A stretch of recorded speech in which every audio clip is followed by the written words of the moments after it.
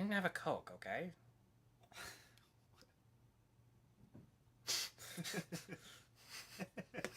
What's going on, everybody? I'm Tyler. And I'm Caleb. And we're here to let you know that Sorry to Bother You is not only no perfect movie, but it is one of the fucking weirdest movies I've ever seen. And I mean that in the nicest possible way. The basic plot of the movie is that Lakeith Stanfield plays a guy named Cash Green, who gets a telemarketing job and is convinced that in order to sell more things to his customers, he should try using a white voice. So just as an example, imagine Caleb here selling fake goods as if he were Christopher Walken. I'm Christopher Walken, and do you like ruffles? So anyways, Cash Green becomes really good at his job, and he moves up the corporate ladder, and once he learns the secrets of this shady organization called Worry Free, he kind of has to decide what's more important, being a successful businessman or helping out his other friends in this communist type of labor union. At least that's what I know for sure, because the director, Boots Riley, yeah, that's seriously his name, has said that this is a communist movie by nature, which kind of intrigued me, because when movies nowadays are so pro-liberal or so Christian, it is kind of nice to see an in-between. And I think it goes without saying, we were both pretty excited for this movie either way, without even knowing anything about it. Yeah, it was pretty refreshing, because a lot of the, black-centric films that we see are about poverty and like, my dad left me, I'm in a gang, or just all those things we saw in the things we saw in the Blind Spotting trailer. But I mean, stuff like this need to be in the spotlight more, and I root for the underdogs, like Pacific Rim Uprising, even though that didn't do the best.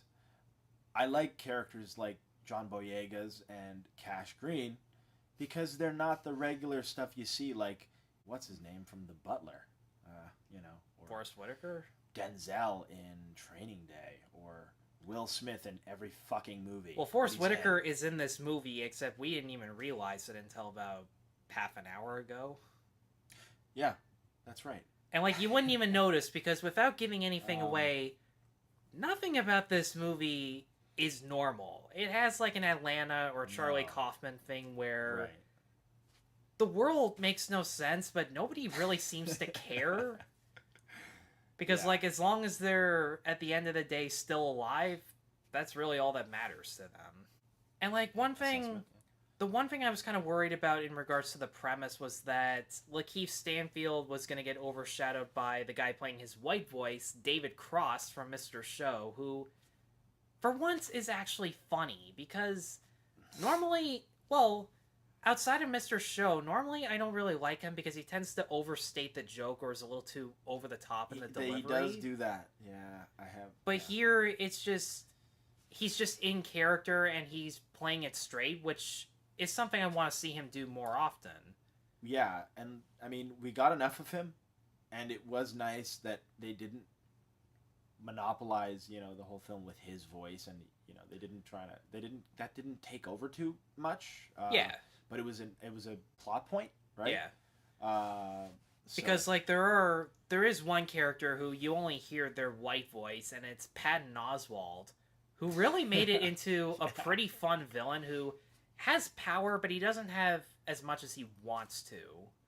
But he does take advantage of whatever control he has in regards to his position, which was something interesting. Yeah. And his character had a very weird character design that I don't think is ever even addressed.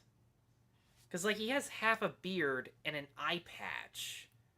And I don't think they even talk about it. I think that was just for quirks, that was just for fun, Like this one girl whose earrings, I swear, change in like every shot in the movie. And sometimes they seem plot relevant, and sometimes not. Like the ones she had on that said "murder, murder, kill, kill." I guess the message is that humanity is very desensitized with that. But anyway. Yeah, I can see that. I mean, it's a lot better than the electric chair earrings that she had on, like, at the beginning. Ah, yeah, what was up with that? Yeah. Cash's cousin just... He's like, oh, I'm surprised you made earrings of your ex-boyfriend. Is that how things work in Oakland? I don't... Seriously, somebody tell me, because... There's an in-joke, maybe? Or, like, a sort of a... Yeah, because, like, if this story took place in Compton or Baltimore or... Hell, Detroit, because the girl's name literally is Detroit. Oh, my parents want an American name. Yeah. The fuck does that mean? Yeah. Anyway. Yeah, but Lakeith Stanfield does have somewhat of a complex arc, because on one hand, he is kind of selling out his friends to be a successful businessman, but at the same time, he's higher up than most people that he knows ever will be, and he just feels proud of himself for even accomplishing that. So that part was definitely interesting, and it made him... It was one of his more interesting characters, because I do like Lakeith Stanfield, but in Atlanta, I can't understand a word he's saying, like... And I feel like he usually, I guess aside from Death Note, he doesn't get... He hasn't... This is a big role, and this is... It's his first leading role. Right. So, you see a lot of him, and he does well with that. So, I'd love to see him in lead roles more often, because utilizing his skill. He's a skilled actor, man. Like he totally is. He's a lot of fun to see. He's a lot of fun. His inner turmoil, his internal struggles are interesting to watch. And a lot of that has to do with Riley Boots' direction, because for a first-time movie, he brings a lot of different styles in regards to the movie, where some of it is so surreal that you can't take it seriously and you just laugh so much about it. Yeah. And then some jokes didn't land for me, like especially during the first 20 minutes where they kind of just say the same thing over and over again. I guess. But I mean, as the movie progresses and he becomes more successful, we get to see so many different styles. For example, when he's telemarketing, it actually puts him in the same room as the person he's calling. So that perspective makes it... he drops in. It makes it easier to understand. Cool. He does literally drop in. I didn't even realize that. It's pretty cool.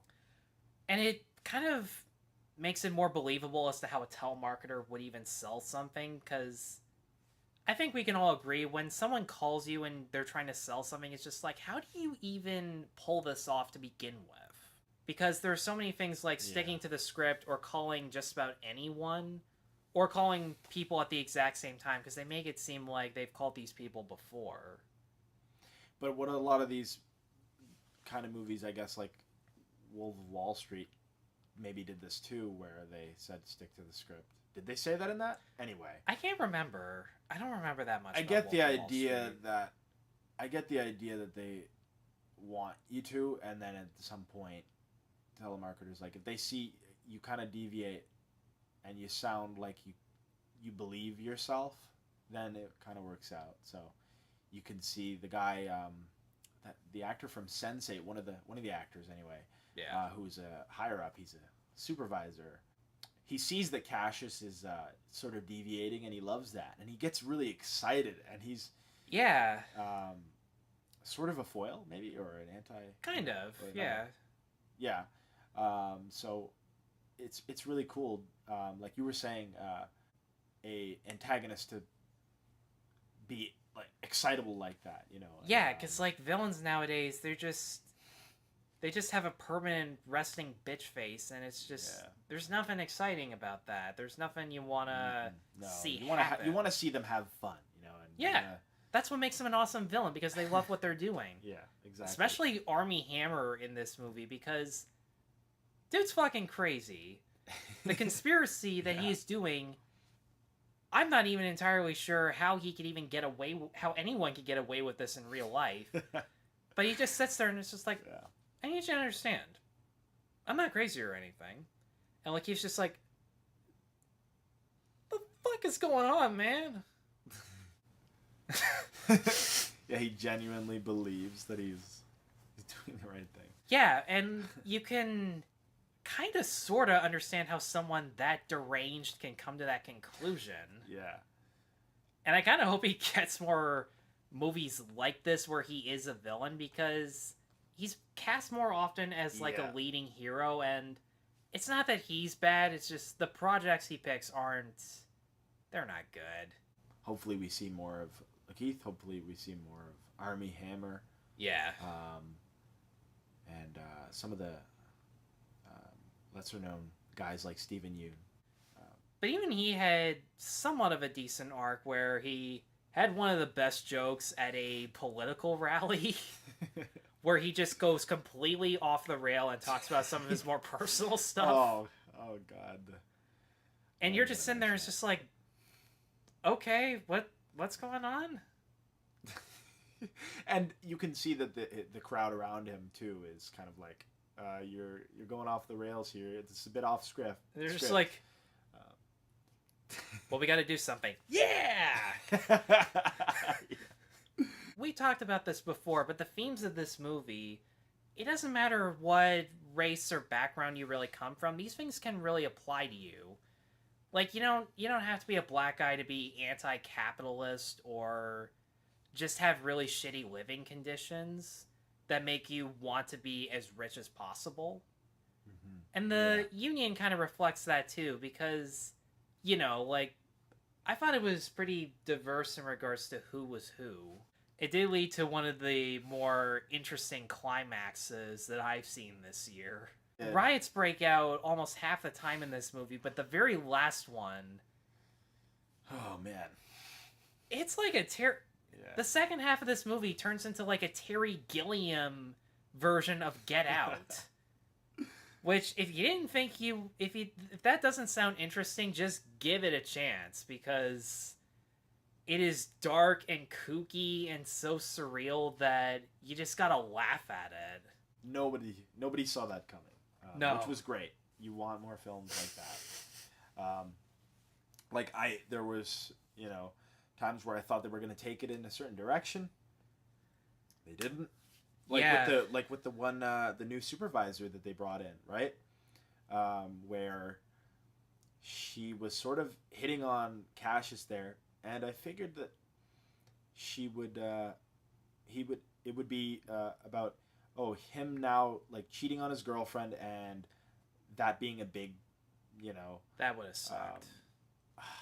I would have seen that coming. It would have been kind of probably would have dragged down the story. There were things that they didn't go too far with. They didn't delve too deep with. So everything was, Yeah, there's seriously a picture frame that changes all the time. And, like, you have no idea who that picture even is, but it's just, like, it doesn't matter. It was briefly touched on, but it didn't matter. You're right. Yeah. Which also reminds me, things that aren't explained but don't matter, the white voices in this movie. David Cross, Patton Oswalt. I don't know if that was Steve Buscemi who came out of Danny Glover's mouth. But they were all really funny, and the thing that made it work is because they didn't act as if like they were coming out of a black person's body. It's just them reading these lines like any other character. Yeah. Which sounds really boring, but it does work. The only problem I really had is that Tessa Thompson as the girlfriend, I felt like they could have given her more to do. Yeah, and they tried to, by making her, like, by having her start working with Cassius at his job, that didn't give her any more depth. No, she's in it for like 3 seconds. And it leads to like this one art performance that she gives where she has a white voice too, which we didn't even know about because they didn't establish that. They didn't work up to that. And it's just like, why? Yeah, because like the entire performance, which was something to do with African colonialism that wasn't really delved into that much. It's just like, why are you putting on a British voice? Is that like for the performance you're recreating, or was that your white voice when you were a telemarketer, because they didn't make that very clear. It almost makes me wonder, like, were there scenes that were cut out from the movie? Because that was one other problem. Sometimes they really speed through him becoming a successful businessman, and then other times during the second half where he's trying to figure out what to do, it's more of a slow burn. But I mean, it ultimately didn't drag the film down much. Like, it was still enjoyably, you know, you were never bored. You didn't know what to expect. You know, they took it places, they took it to new places, and like you said, it's very Charlie Kaufman. It's lots of very sort of lots of recurring symbolism. A lot of it kind of, there are a lot of animal metaphors that, like, you see in the background. Like, Armie Hammer's character has this book where he's riding on top of a horse, and it surprisingly actually plays a relevant role to the plot. And I can't in any way even hint about why it is, because that'd be too much of a spoiler. I didn't even piece it together, like, those two things. Like, oh, that's what they were leading it up to, until you. Yeah, and he has like he has horse artwork in his house for whatever reason. But you know what? I'm really glad I waited weeks for this movie to come to Kitchener. Like, the style of the movie felt unique and fresh. The writing was also pretty good. Like, it did have some thoughtful things to say about capitalism. The performers, both regular actors and the white voice actors, they never overshadowed each other. And, you know, overall, it was just a funny movie. There were so many times where we just laughed out loud over the most ridiculous things. But on the whole, I had a really good time with Sorry to Bother You, and if it's anywhere near you in regards to theaters, do go see it. It's worth the money. See it, yeah, for sure. Yes. And I am going to give Sorry to Bother You a 4.5 out of 5. One of the funniest, one of the best movies of the year. I agree. But I'm going to give it a 5 out of 5. Ooh, okay. Raise you one yeah. half. Yeah. Well, guys, thanks for sticking all the way through this video, and thank you for joining me on this. Thanks for having me again, man. If you recognize him from over a year ago when we did Baby Driver, good. Because I miss having him around. And if you've seen Sorry to Bother You, what did you think about it? And whatever it was, be sure to let me know in the comments below. Be sure to like, subscribe, check out my other reviews at noperfectmovie.com. And be sure to check him out on Facebook. I put his page in the description. Be sure to check us out. Take care. Have a good one.